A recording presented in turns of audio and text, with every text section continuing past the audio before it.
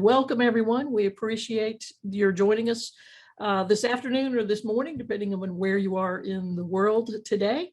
I'm delighted to be here with Eric Pilcher. He's a tax partner out of our Tampa practice, concentrates mostly in industrial and technology companies.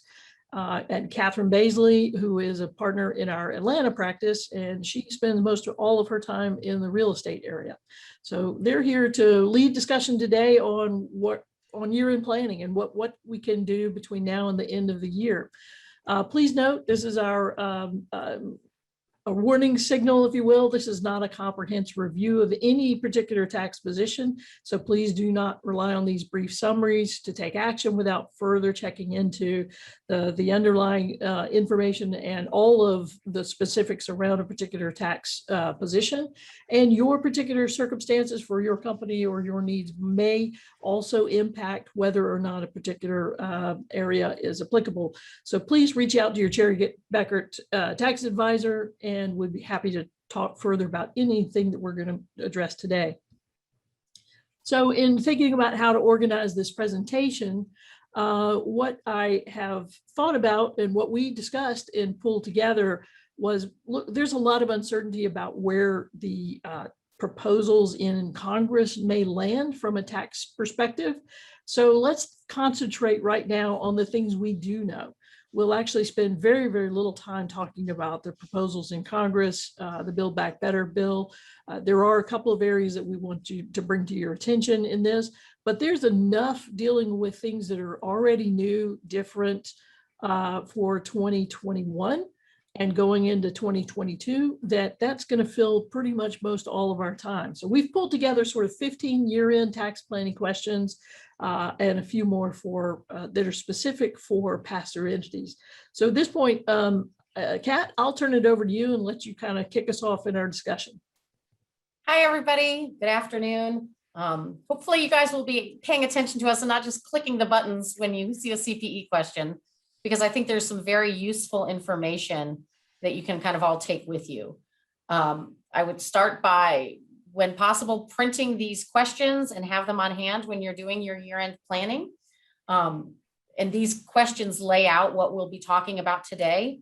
But really, let's kind of kick it off by talking about the employee retention credit. Did you apply for the employee retention credit? Did you defer payroll taxes? And you might be wondering why that is important. Well, the employee retention credit reduces wages in the quarter that the credit is claimed, not when you applied or you received the credits. For example, if a business had applicable wages in fourth quarter 2020 and applied for the employee retention credits in April 2021 and received the credits in July 2021, that business will actually have to amend the 2020 tax return to reduce the wage deduction that was previously claimed. So that is really important. Please be sure to have all of that information available and ready to provide with your tax return information. We want to make sure, to the extent possible, we don't find out about it after the fact, and then you have to amend. Obviously, anything that was, granted in 2021, we will have to amend for, but let's all get on track with that today and be prepared for 2021. Right. And for those that were able to defer the employer portion of payroll taxes and pay that 50% at the end of 2021 and 50% at the end of 2022, the IRS has come out recently and said, look, penalties are going to apply. We don't have any choice here. If you miss making that first payment in the amount it's supposed to be, then the penalties are going to apply in full back to the original date that the balance was due.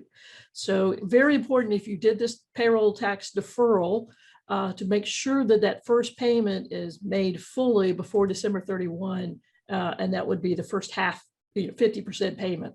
So very important that that gets done in a timely manner. Okay, our next question is, did you engage in a transaction to buy or sell a business in 2021? Several of my clients have. There's been a ton of activity, in the acquisition and disposition space. So we are strongly recommending that you review any 2021 transactions as soon as possible with your CPA. This is a great time to, look at the gain on sale, rollover equity. Any type of significant transaction should be reviewed now, and that includes an asset sale or purchase, a stock sale or purchase, a liquidation, a debt for equity exchange or redemption, a COD event. All of those are things that we should help with now. And that way everybody is better positioned for fourth quarter estimated payments, better positioned for extensions, and the reporting on the 8594, which is your asset purchase or asset sale. And another thing that's really important that many times is not thought of when you're entering into a transaction is how will this be impacted at state level? I'm sure you can imagine that many states and their Department of Revenues are anxious to get their hands on as much money as possible. So they are all looking for their piece of the sale and of the proceeds. So let's start looking at that now. So none of you are surprised when you have to make a fourth quarter estimated payment, when you have to extend in a state and make a payment. Let's address all of that now. Right. So another situation that we're looking at is, and thinking about questions is, what's going on internationally? What's been happening with supply chain? And has the company updated its transfer pricing documentation? So much has happened in the last 2 years, even the end of 19 into 2020 and here in 2021, that we know that companies are going through a number of transitions. Maybe some of that supply chain has been onshored. Maybe it's been shifted to a different best cost country. Maybe there have been changes to who the suppliers are. Maybe it's now with something you've acquired the supplier. Lots happening in this space, and we know that it's important to be in front of that. Pricing has changed dramatically and is still changing. Very opportune time to go in and start looking at the company's transfer pricing. What should be changed in that documentation as we go forward? So Maddie, I think we're up to our first polling question, if you want to get that loaded up for folks. All right. So has your company taken advantage of the employee retention credit? Yes, not eligible. Nope, have not applied, or not sure. Any answer is good for CPE credit. So do not worry about accuracy when it comes to our polling questions, but we appreciate your thoughts on here. One thing I think we could add here, Sarah, is that we've been able to help many people that didn't think they were eligible for the employee retention credits, or thought that what they might be eligible for wasn't really enough to go through the hassle. And so many folks are really surprised. So I would encourage everyone really to reach out to our employee retention credit team and see if, or anyone on the call, and see if we can help you make sure you're looking at everything that you may be eligible for. That's right. And that goes away. The employee retention credit ends at December 31. All right. I think we're good there. Maddie, if you want to. All right. We've got published results, and looks like everybody's sort of spread across the spectrum. So thank you. All right. Let's move on to what's next. Okay. So one of the other items, that can sort of apply, you're trying to look at, you're getting year over year, is whether or not you're projecting, higher profits and taxes in, say, maybe 2022 rather than 2021, especially with all the different, potential rules out there in different scenarios. So what are we sort of talking about if we think 2021, we think 2022 is actually bigger than 2021? And it's maybe a lot of that, maybe slightly opposite of what you would normally see when you're thinking about year-end tax planning. For, capital expenditures, you're usually going to take bonus depreciation to take advantage of that accelerated deduction. Well, maybe opting out, electing out of that bonus depreciation, not taking the 179 expense. So it sort of spreads out that depreciation expense to get a bigger amount next year, as opposed to taking it all in the current period. Other items that can sort of, relate to that idea is deferring charitable contributions, making those out, pushing those out to a period where they can get a bigger benefit, because there should be more income. Also, maybe capitalizing some of the inventory costs or R&D expenses that maybe you normally would expense, taking a look at those and seeing if there's anything that could be done to potentially capitalize those, to defer those expenditures so you can get the benefits into the future. Another one that you can see a lot of is deferring the payments of cash expenses. Normally, what you're going to see with a lot of, say, a cash business taxpayer is you're going to accelerate a lot of those expenses towards the end of the year to try and reduce the current year income. Well, if you think the tax is going to be more in the next year, maybe pushing those payments out to January, maybe accelerating some of the income on the flip side of that. So maybe, a slight deviation from maybe what you normally would see or what you normally would think. I think one of the other things too is that accrued compensation for an accrual basis taxpayer. If you're paying that within March 15th of or 2.5 months, mostly March 15th after your year ends, you get the deduction in the prior year. Well, maybe you pay it March 20th, March 30th. You're still getting it to the employees about the same time they normally would, but it defers the expenditure for purposes of the taxes. So basically, there's no real difference there. It's just a small shifting of time, but the actual potential tax benefit can be pretty substantial. A couple of other things to kind of think about. This is probably more along the lines of maybe more significant accounting method changes. As we talked about, changing maybe from the cash to the accrual method. Maybe there's a way to sort of benefit that, to be able to take advantage of that, for purposes of the maneuvers. The full inclusion method for advanced payments. Normally, what you're going to see a lot of time for an accrual basis taxpayer is you're going to receive the cash this would be for long-term contracts that are usually more than a year. For income tax purposes, you could defer that for up to a year, but under the full inclusion method, you're going to be picking it up today. If you think the taxes will be more in the future, then it might make sense to accelerate that payment into income today rather than in the future. Inventory is also a big item, especially amongst, larger sort of, industrial distribution companies, looking to see whether changing, for a LIFO to FIFO, lower cost or market to cost, looking to see if some of those normally what would be seen as accelerated provisions, does that actually make sense? Does it help you actually in this scenario because you're going to potentially save more in the long run? A few other things that, are maybe slightly different between 2021, especially from what we've seen, 2019 and 2020, there were a lot of pandemic related items that either had sort of removed things or maybe kind of washed them to the side or temporarily delayed them. One of the things that's actually come back that's a benefit that's sort of on the flip side of the pandemic idea is 2021 and 2022 business meals.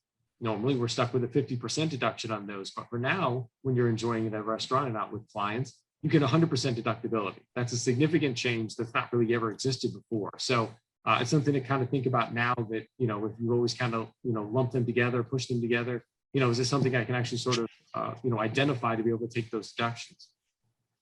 461, the excess business loss. This was something that came about a couple of years ago, but had kind of, had been delayed, had been basically pushed to the side over the last couple of years.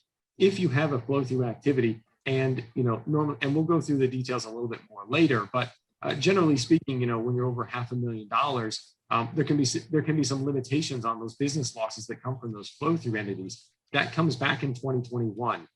Now it is available as a carry forward, so it can be used into the future, but it is something to keep in mind now with your current year planning is if you are going to have losses, knowing how much of that is actually going to be deductible this year versus what would be forced to be carried forward in the next year.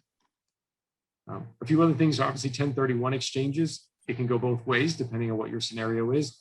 Should I do a 1031 exchange as I'm coming up towards the end of the year? Or maybe I'll, previously deferred gains, maybe I recognize those now depending on where my tax rates are. Opportunity zones are still existing. Those are still around for purposes of claiming some of those gain reductions into the future. 2021 is the last year in order to get that 10% reduction. So if there is something you're looking at for an opportunity zone and investing some of those gains inside of that, making sure you get that done before the end of the year in order to claim that reduction, the 10% reduction in 2026 and later. Another thing would be NOL carry forwards, because, and we'll go over that in a little bit more detail, because the rules changed a little bit. They went back to the older rules to what applied and for purposes of any post 2018 NOL. So we're not necessarily going to get as much of a benefit as we did before. And like I said, we'll walk through that a little bit more. 1202 gain exclusion on smaller stocks, it's obviously pretty significant, and it can be a really big benefit for those small businesses that qualify for that. It is only for C corporations, but it is something that if you think you might be in that type of scenario, getting with your advisor now between not only yourself, but also your investors. That's one of the items that can come up in a lot of due diligence process is your 1202, is your stock qualified for 1202? And then obviously, if you think your income is going to be lower, then you can sort of, flip it from some of the things we talked about and kind of go the other way and implement a lot of the other sort of traditional ideas about acceleration of deductions and such. So for the NOL rules, as we kind of talked, referenced it before, is beginning in 2021, all the NOLs can only be, if they're generated, they can only be carried forward. And over the last couple of years, 19 and 20, we could carry those back under those special rules. But for 2021, that's no longer the case. So it's only a carry forward, no more carrybacks from 2021 onward.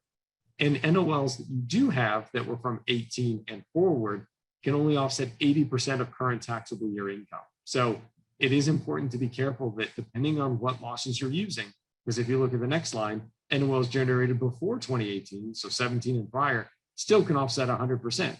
So you've got some, depending on how much free and sort of post 2018 NOLs you have, can significantly change how much of that you can actually use. And those rules affect C corporations and individuals. So depending on whichever situation you might be in, the NOLs are the same rules apply.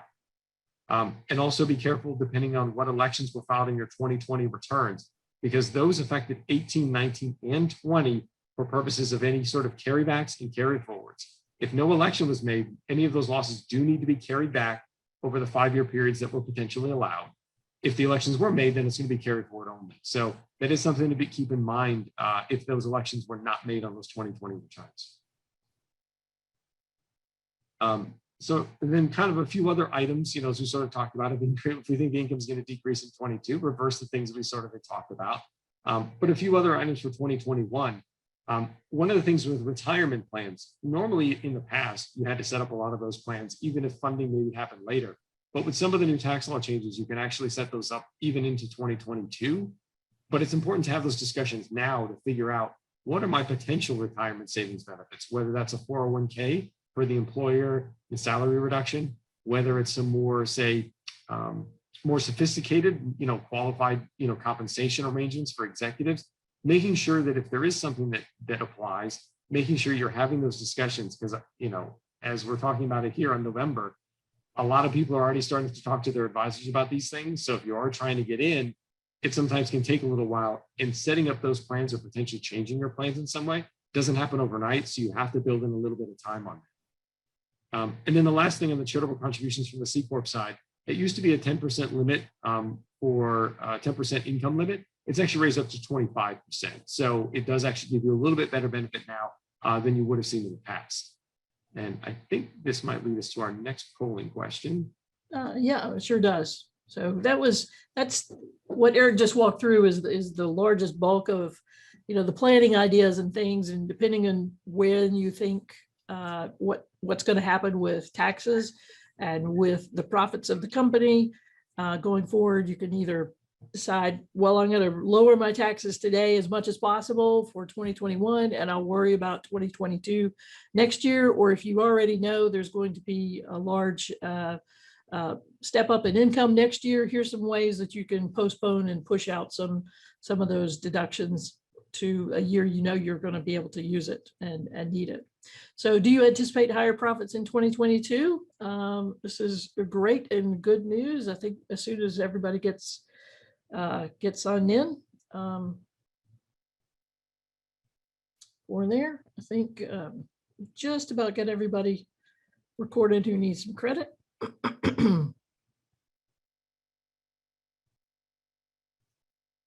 All right, I think we're about done with that poll. Last chance to take a look at that. Great, love seeing that we're anticipating a better 2022. That's super exciting, or at least as good as this year. So well done, and that's great news for the future. Well, let's talk about another transition that's going to be happening for 2022. Kat, catch us up on interest expense. Hello again. Right now, interest expense is limited to 30% of your adjusted taxable income. In 2021, the adjusted taxable income is your taxable income, but you get to add back your depreciation expense and your amortization expense. So, if you had adjusted taxable income of 100,000 and you had 500,000 of depreciation and amortization, you're using 600,000 for your test, and you apply 30% to that 600,000. Beginning in 2022, you will not be able to add back that depreciation and amortization. So in that example that I just gave, where you started with 100,000 and you were able to add back 500,000 of depreciation and amortization, you won't be able to do that in 2022. The 30% will apply to the 100,000. So where Eric had just talked about, potentially deferring or electing out of bonus depreciation so that you get the rate arbitrage and you get the benefits in 2022, you may want to think carefully about that and how it will interact with your interest expense. And there are things that you can think about and that you should do. For example, if you have a small business, which is defined as 26 million or less as an average over the last 3 years, there's a small business exception to the 163J rules, and you are not subject to them. If you have a real property trade or business, you can elect out of these rules. Now, that impacts your depreciation and your depreciable lives, but you can elect out of the 163J rules. The Build Back Better bill would apply the 163J limit to S Corp shareholders and partners. Right now, these rules all apply at the flow-through entity level. If this bill is passed, the limitations will apply at the shareholder and partner level. We don't know a lot about that because there aren't any final, regs or rules on that, but needless to say, that would make things very, very complicated. And you want to really think about kind of the balance between your interest expense, your depreciation, your amortization, model it out, see what works best for you. It may even include refinancing some debt to make sure you're really kind of taking advantage of everything that you can with depreciation, amortization, and interest expense without unnecessarily limiting yourself.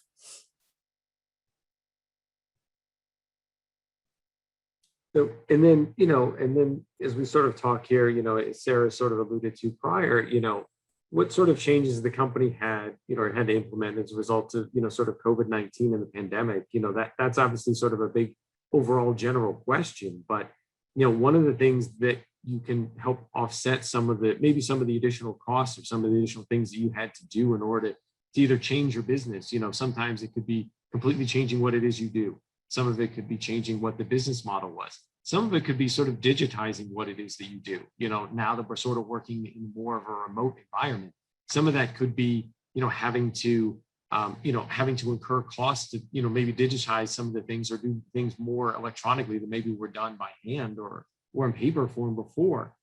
One way to help monetize that is the federal and state R&D credits. Normally, when you think research and development, you think about, creating something in the lab, but it's really, like it says, it's really a credit for innovation. And that innovation doesn't necessarily just happen in a lab. It can happen in anywhere. So it's figuring out and taking a look, what has your company been doing over the last year or so, and seeing, what is different than maybe what it was before, and seeing whether or not it makes sense. There's two components to it: capitalizing or deducting the expenses itself, to seeing, depending on where that model and benefit is. But then there's actually the credit. You can take an actual income tax credit at the federal level. And also a lot of states have their own specific credits where you can take credits for work done inside of their states against your income taxes. But let's say you're a smaller company or a startup that isn't profitable yet. There's a mechanism for federal and also for some of the states where you can actually take that credit against your payroll tax liability. So you're able to monetize that credit today, as opposed to having it carry forward as, a future benefit somewhere into the, somewhere in 10, 15 years from now. You can monetize that today. And the numbers can be pretty significant. On the federal side, it's up to $250,000 a year. And if you don't use it all in the first year, it carries forward. So it's a way to take a look and see, maybe there's a benefit there that maybe you hadn't thought of previously. Some other credits and incentives that, the government has been pretty pretty apt to help out pretty much if they want to take a look at. Solar tax credits, that's kind of like what you see there for purposes of the picture. It's what you think of. It's putting the solar panels in various areas.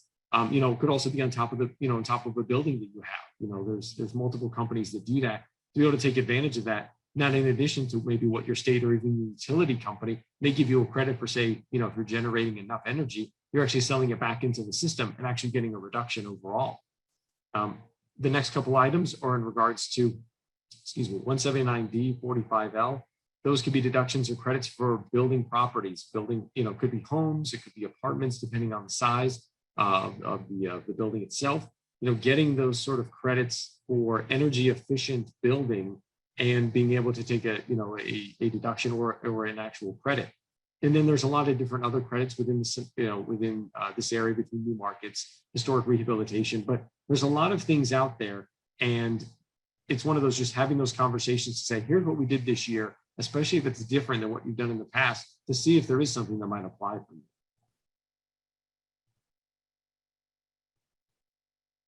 So that leads kind of to the next thing is, what is it that's, what is it that we sort of talked about if something's changed? Well, a lot of those questions can also come up from the state side. From the states, they're very, as Kat sort of referenced before, they're very aggressive right now, trying to make sure to try and fill their budgets. There've been a lot of shortfalls for a lot of different reasons. Some of the ways that they try and do that is on the left there, where they change themselves to the revenue code. Some of it's decoupling. Maybe they take, say, bonus depreciation, or maybe they don't. There's other things that they do, for purposes of making adjustments. It could be PPP loan related, a whole host of things that they do to potentially try and accelerate some of the deductions, some of the income, or maybe disallow some deductions. There's even some states that have actually disallowed the usage of NOLs for periods of time, just for purposes of just accelerating income, in years, and a couple of those still exist now. The other thing for purposes of what they call, a nexus, nexus is the idea of, what is it that triggers you to have a filing requirement in a state? Well, a lot of times that sort of the second bullet point there, teleworking employees, the last probably 2020, a lot of the states were pretty relaxed about that because they understood that there were a lot of things going on, obviously. And so they weren't too worried about that. And they understood a lot of that was temporary. 2021, they pretty much have said that's no longer the case in most scenarios. So you're going to have to be able to, justify what your apportionment is, why you maybe don't have nexus in a certain area, especially if people are working across state lines. Some of the states are going to say, well, the benefit was received here, so therefore we're going to tax you on it. Some of it can get mixed up depending on, like I said, where the person's working, where your offices are, sourcing of revenues. A lot of that can fall into the same bucket depending where your people are, or maybe you're doing something different in 2021 than you were in 2020. So just doing it the same way you did before and sourcing your revenues isn't necessarily going to be the right answer. So it's having that conversation with your advisors now before you're getting to tax day next year, because you don't want to have that bill or don't want to be trying to rush around at the last second, trying to figure out, okay, are we in filing in all the states that we should? I'm sure some payroll departments have been surprised to find out that employees have moved across the country while they were working at home. Their home moved. And so now there's exposure in states, and here before year end is a good time to find that out rather than scrambling at March 15th or April 15th when we're trying to get extensions filed or returns filed to know where you might have some employees that you working that you weren't quite sure or didn't know about before.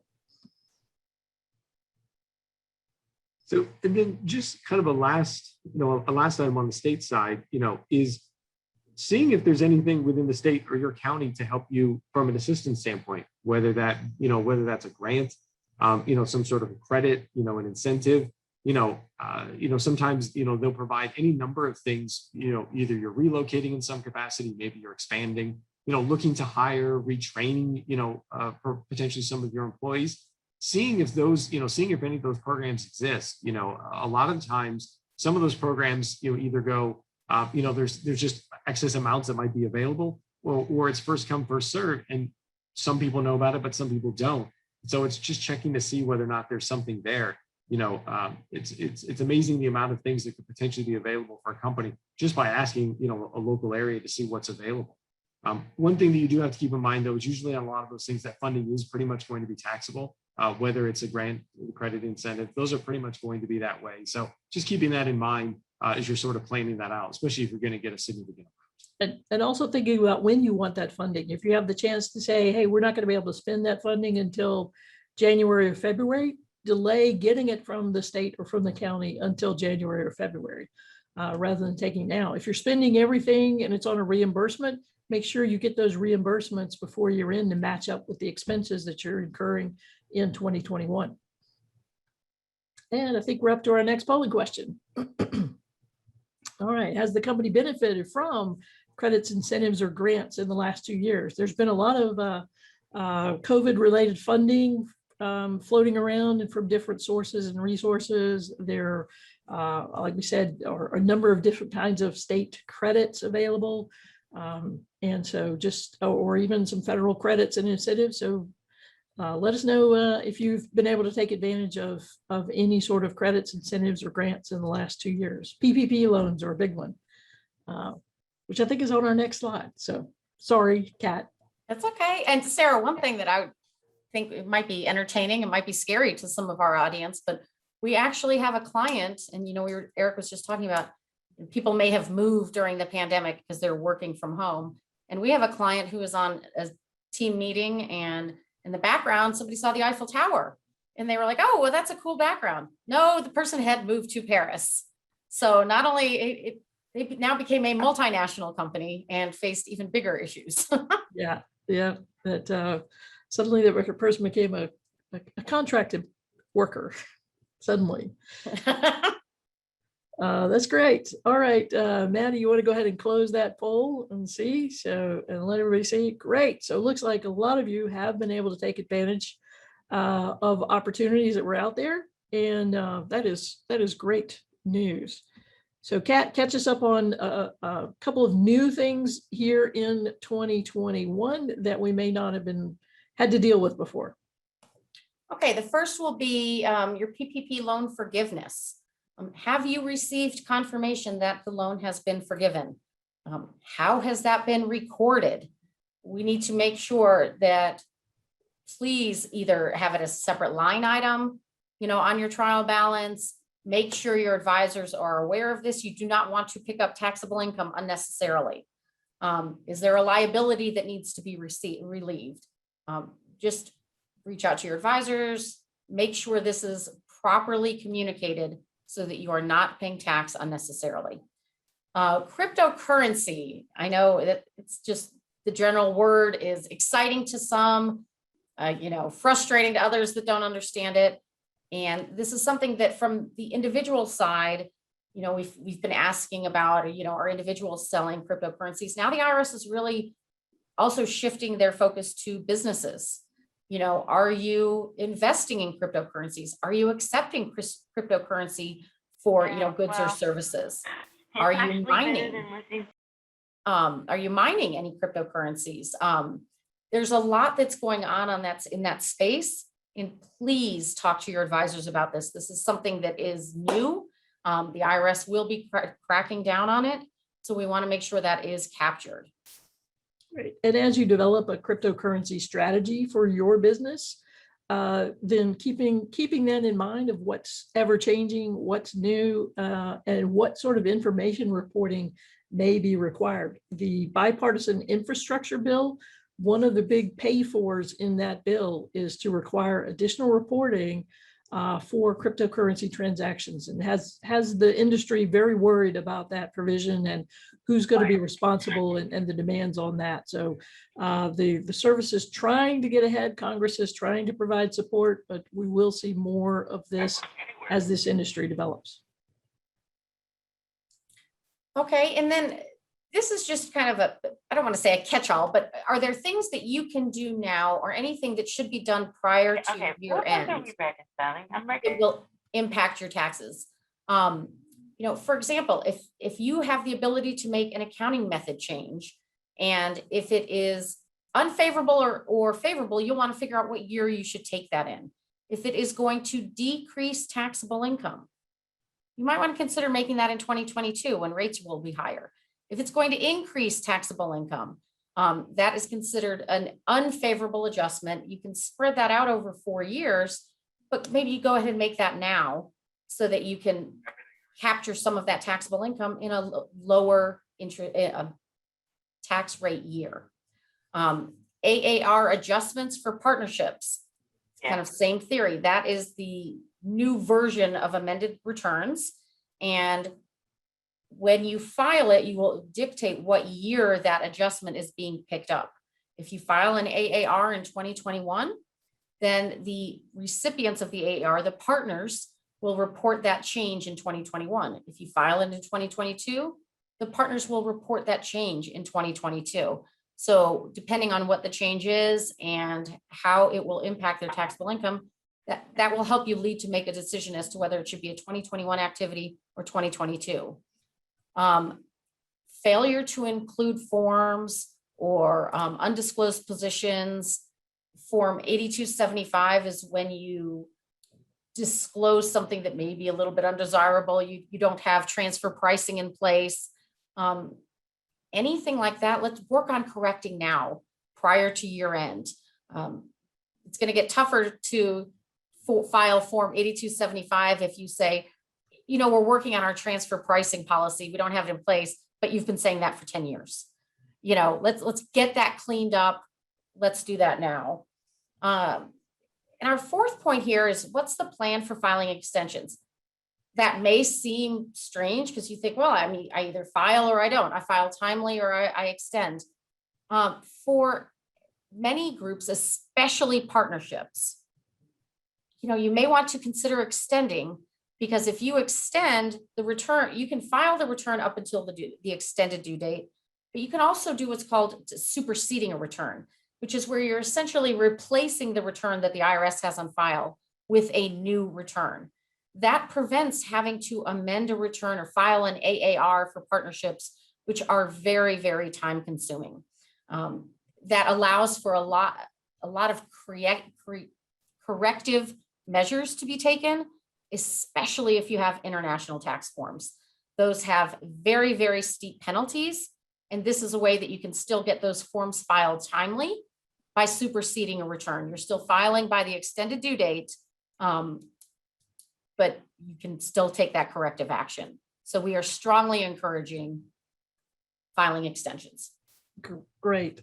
So let's talk about a couple of our pass-through entity bonus questions. And the first one we want to talk about is the new opportunity for a pass-through entity to make an election to pay tax at the entity level rather than passing the income out to the individuals and having them pay the tax personally for state purposes. Why? Because we can work around the SALT cap, that $10,000 limit on itemized deductions. So again, the Tax Cuts and Jobs Act established the $10,000 state and local tax deduction cap for individuals who are itemizing their returns. And then last fall, Notice 2020-75, just about a year ago, came out, and the government said, you know, we've looked at one of these pass-through entity elections to tax elections where the pass-through entity makes an election to pay the tax as though it is a taxable entity itself, and under state law. And we think that's okay. We think then that the federal return would get a full deduction for that tax paid by the entity, the partnership, the S corporation, on behalf, and therefore it's no longer a tax of the individual owner to report on their individual return. Sounds absolutely wonderful. And 20 states so far have jumped in and passed PTE tax election programs. And that is super. In the next slide, I think I have a look. Yeah, so here's the 20 states that have already stepped in.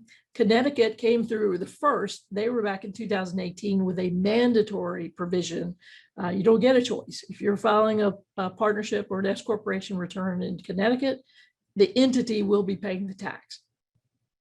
There's some other states like Oregon, which is not going to be effective until 2022.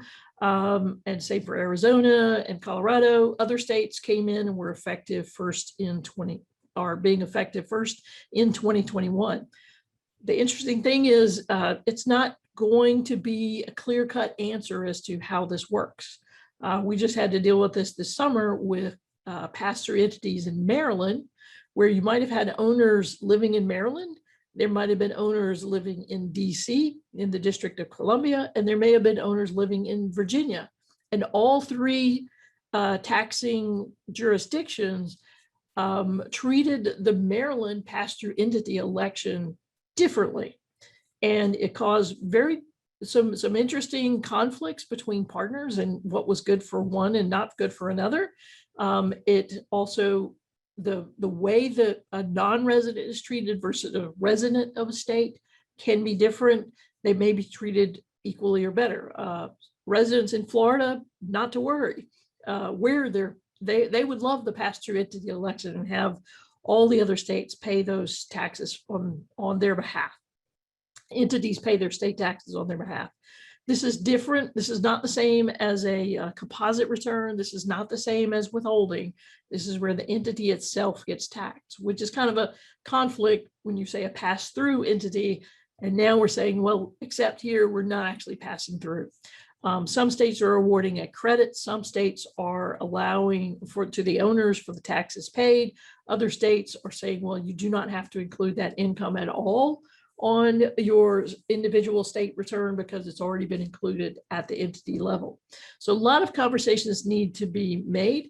There are different rules about how the election is made. Sometimes it is a one-time election and is good permanently, or it is an annual election that has to be made. A few have to be made before year end. Most can be made with the tax return itself.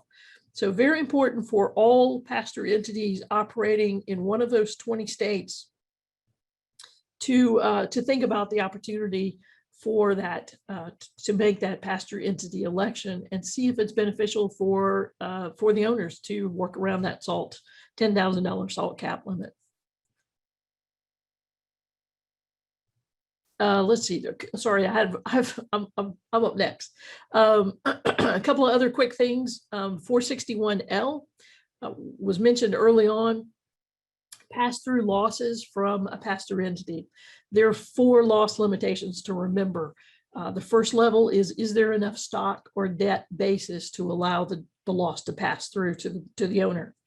Second, is the owner at risk for those amounts? 1 and 2 are very closely related. Third level, is the owner passive or active relative to that activity?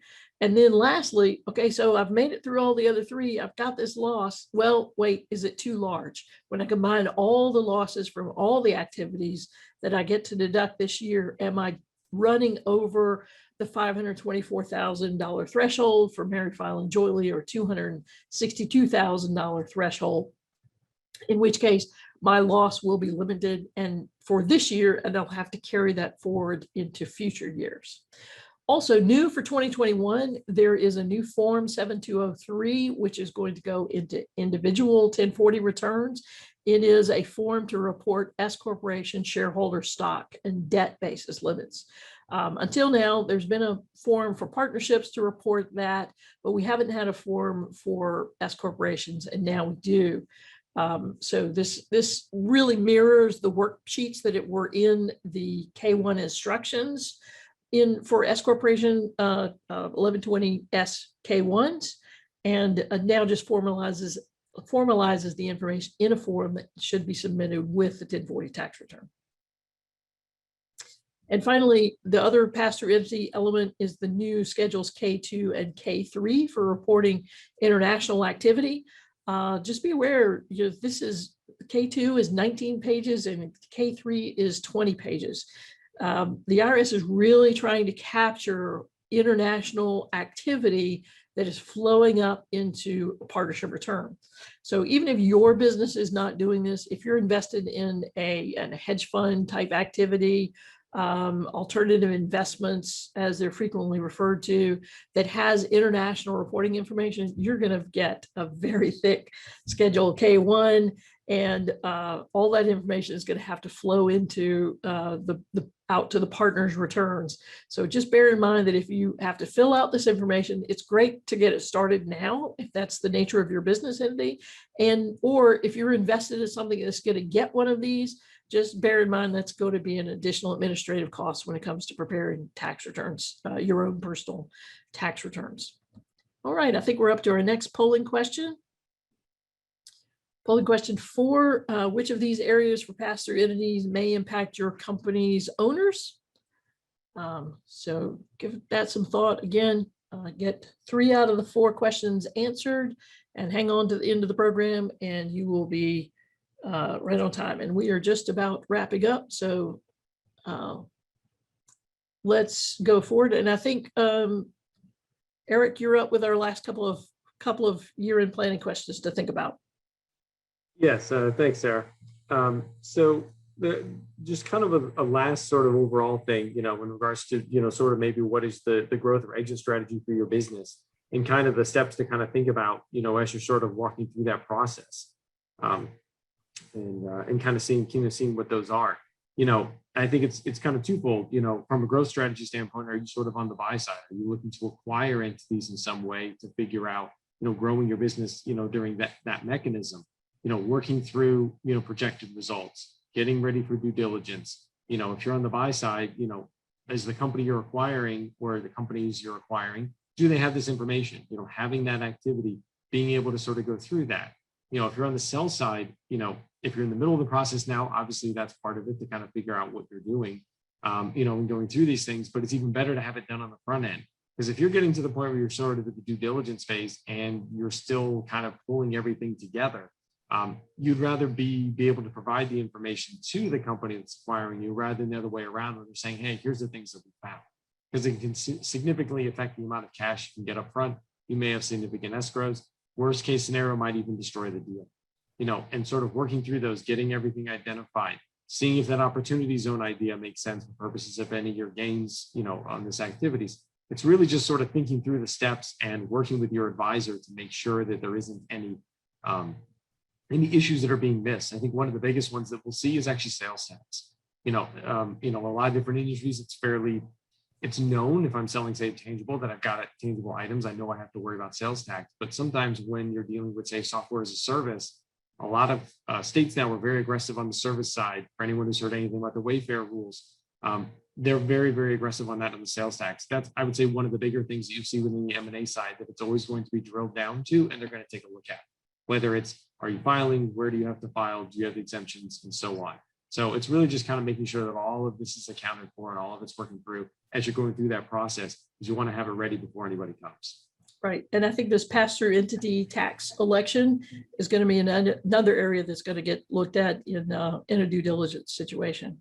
All right, as we wrap up, just wanted to raise one more area, and that is certainly there is legislation out there. We're not ignoring it. But it is changing dramatically. What we had in September is very different than what came out last week, and there were more adjustments to the legislation made yesterday. So we're as anxious as all of you are to see what the final results may be. We were pleased to see that tax rates are not changing. That certainly helps us with more certainty in thinking about planning. But until there's a final bill and the signature, which could be at the end of the year again, as we have for the last couple of years, pushing out to that holiday deadline, we may not know what the proposed tax law would be. But if there are changes you would like to get modeled, then ask about it for your projections and work on that as you think back through some of these planning ideas. So thank you for attending today. We really appreciate this. We will take your questions and get back to you on those. And thank you, Catherine, and thank you, Eric, for your comments today and walking us through all of these year-end planning questions. So thank you all, and look for check the chat box. I think, Maddie, you're going to post the link to the survey. We would appreciate your feedback if you can please take that survey, and have a good afternoon.